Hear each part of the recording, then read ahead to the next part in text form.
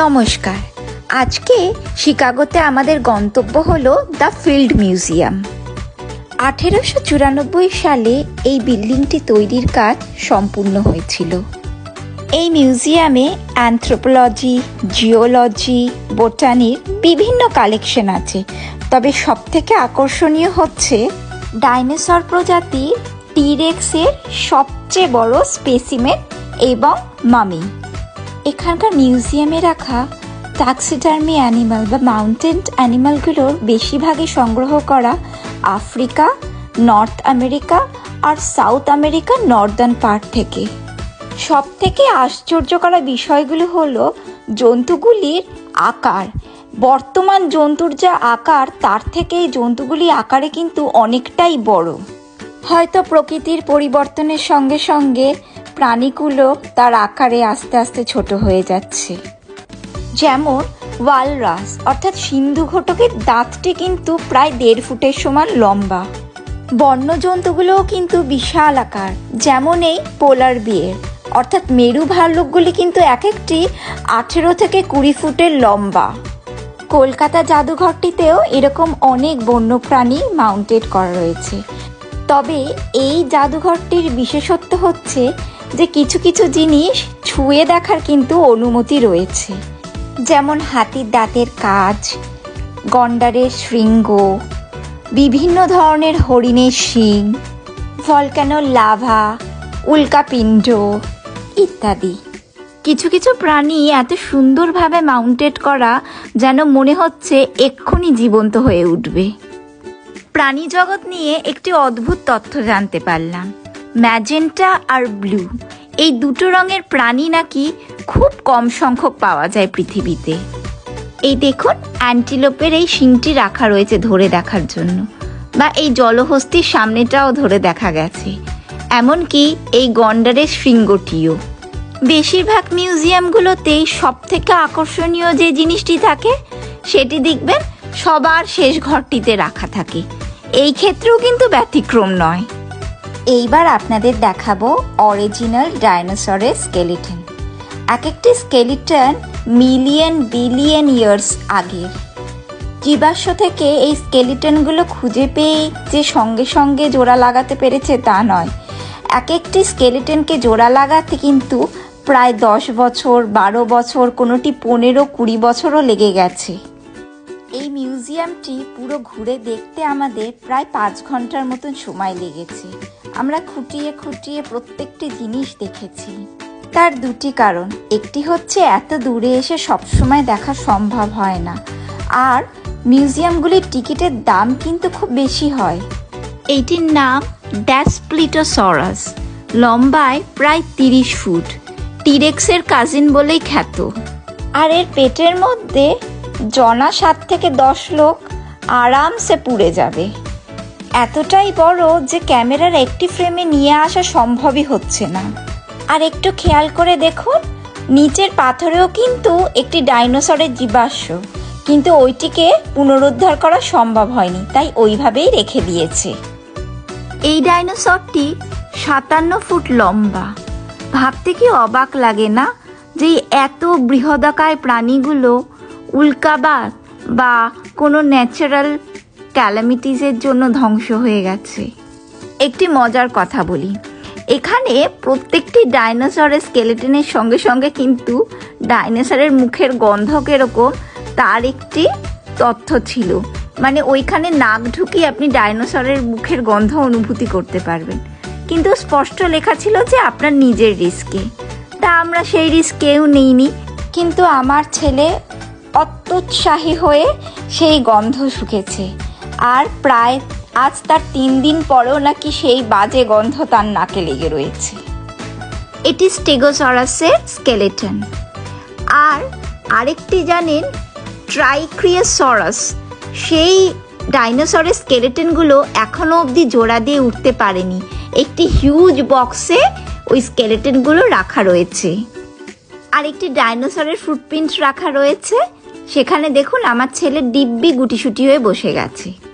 আমাদের সকলেরই মধ্যে কিন্তু ডাইনোসর নিয়ে কম বেশি কিউরিওসিটি রয়েছে। জুরাসিক পার্ক ছবিটি যখন প্রথম রিলিজ করলো তখন আমরা প্রায় সকলেই কিন্তু নয় সিনেমা হলে বা তখনকার দিনে বাড়িতে ভিডিও চালিয়ে সিনেমাটি দেখেছি। এটি ট্রাইসেরাটপসের স্কেলেটন, আর এটি প্যারাসরোলোফাসের স্কেলেটন। আমার উচ্চারণে কিছু ভুল থাকতে পারে, তার জন্য ক্ষমা করে দেবেন। এই মিউজিয়ামে যে টিরেক্সটি আছে, যার নামকরণ হচ্ছে সু, সেটি মিউজিয়াম কর্তৃপক্ষ প্রায় $8.3 মিলিয়ন কিনেছিল। এই যে সেই টিরেক্স। এই টিরেক্সটি প্রায় 13 ফিট টল এবং 40.5 ফিট লং। আর পিছনের মানুষগুলোকে যদি টিরেক্সের ওই পেটের সঙ্গে কল্পনা করেন, তাহলে দেখুন কতগুলি মানুষ ওর পেটের মধ্যে ধরে যাবে। কিছু কিছু প্রাণী কিন্তু জীবাশ্ম থেকে সেভাবে উদ্ধার করতে পারেনি, তাই তার মধ্যে রেখেই কিন্তু প্রদর্শনীর জন্য রাখা রয়েছে। এই ডাইনোসরের স্কেলেটনটি এত হিউজ যে এটা কোনো ঘরে রাখা হয়তো সম্ভব হয়নি, তাই মিউজিয়ামের হলওয়েতে রেখে দিয়েছে। এর নাম ম্যাক্সিমো। এইটি একটি টাইটানোসরাস।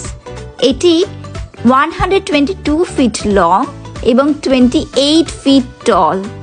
এইটা আমি সেকেন্ড ফ্লোরে উঠে এর ছবিটি নিয়েছি। নিচে মানুষগুলো দেখুন এর কাছে কত ছোট্ট।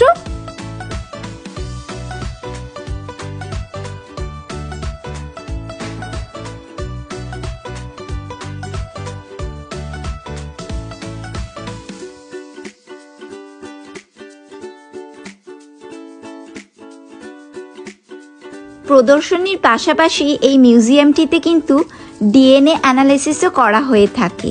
এই জন্য বিভিন্ন জায়গায় কিন্তু আমরা দেখেছি অবজেক্ট রিমুভ ফর স্টাডি। ল্যাবরেটরির বাইরে থেকেই যতটা পেরেছি ছবি তোলার চেষ্টা করেছি।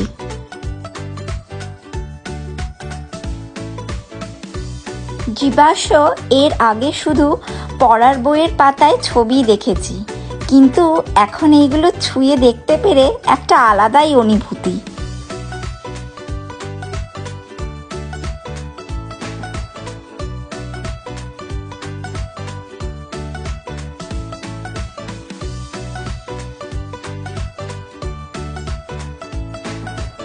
এই ভদ্রলোক তার জীবদ্দশায় যে কটি ভাল্লুক মেরেছে তার নখের একটি মালা করে তিনি পরতেন।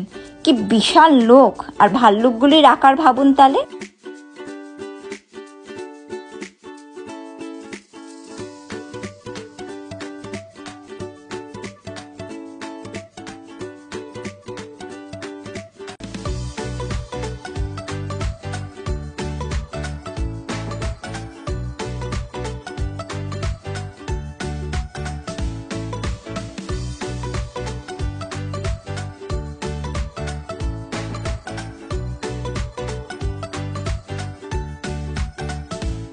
আলাস্কার মানুষেরা সাধারণত রেনডিয়ার এবং ভাল্লুকের চামড়ার তৈরি জামা জুতো পরে থাকে।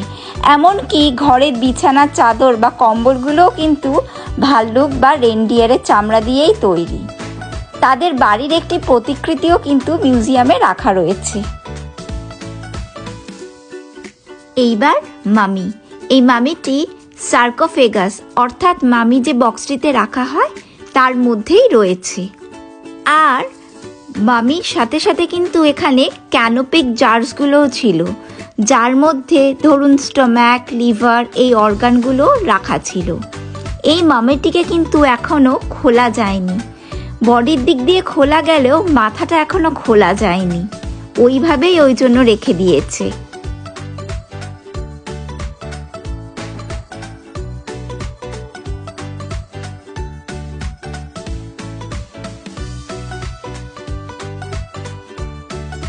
আর এইটি অন্য একজন মহিলার মামি। তবে মামিফাইড কি করে করা হতো সেইটা কিন্তু এখনো অবধি পরিষ্কারভাবে জানা যায়নি।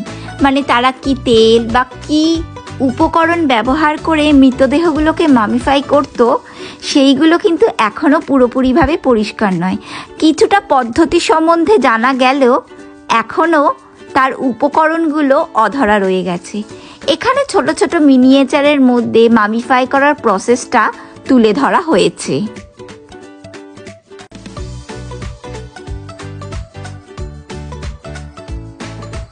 আজকের ভিডিওটি এইখানেই শেষ করলাম। সকলে ভালো থাকবেন। সবার শেষে রইল আমাদের দুইজনের একটি ছবি।